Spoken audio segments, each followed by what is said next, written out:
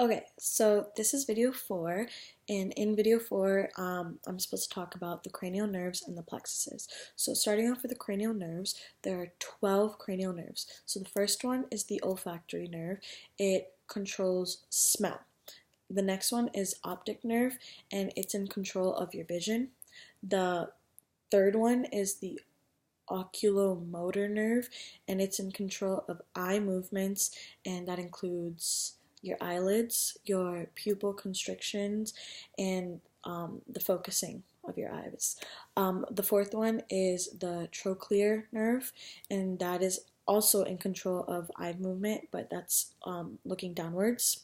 The fifth one is the trigeminal nerve. It is the sensory nerve of the face, so that is divided into three parts. It's the ophthalmic, maxillary, and mandibular, and that's controls the sense nerves on three different parts of your face. So, sixth one is the abducens nerve, and that's also for eye movement as well, but it's for lateral movements. The seventh one is the facial nerve.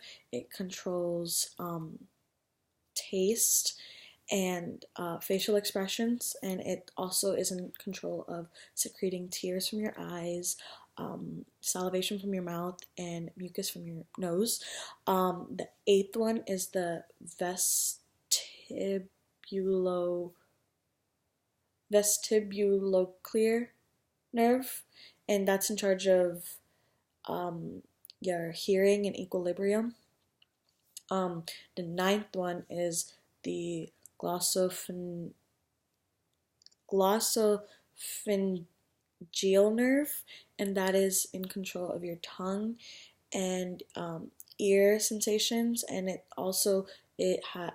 deals with the sensory parts of them, which includes touch, temperature, pain, and pressure. And it also allows for salivation of your mouth and swallowing.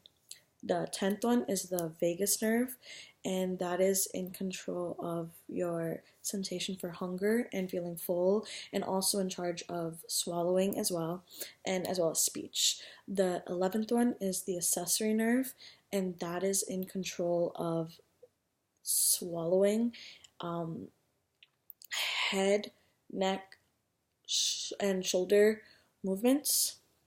And the final one, which is 12, is the hypoglossal nerve, and that's in control of tongue movements in regards to speech. And this is the third one that's also in control of swallowing.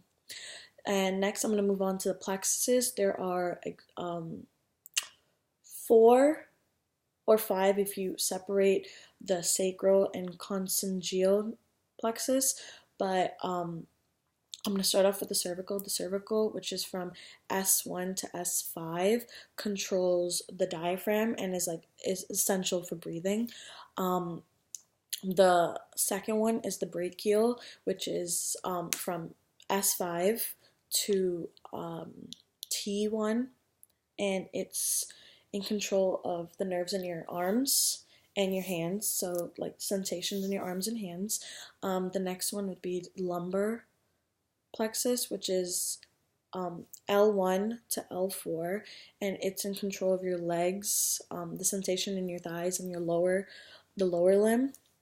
And then the fourth and fifth is sacral and consongeal nerve, or plexus, which is L4 to S4 for the sacral, and S4 to CO1 for the consongeal, and that's in control of your thigh and the lower leg and foot, and your pelvic nerves, and it gives sensation to all parts. So the lumbar and the sacral slash consongeal nerve work hand in hand.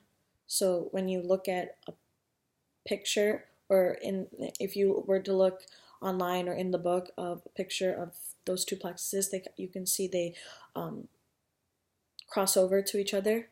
So yeah, they work hand in hand, and yeah,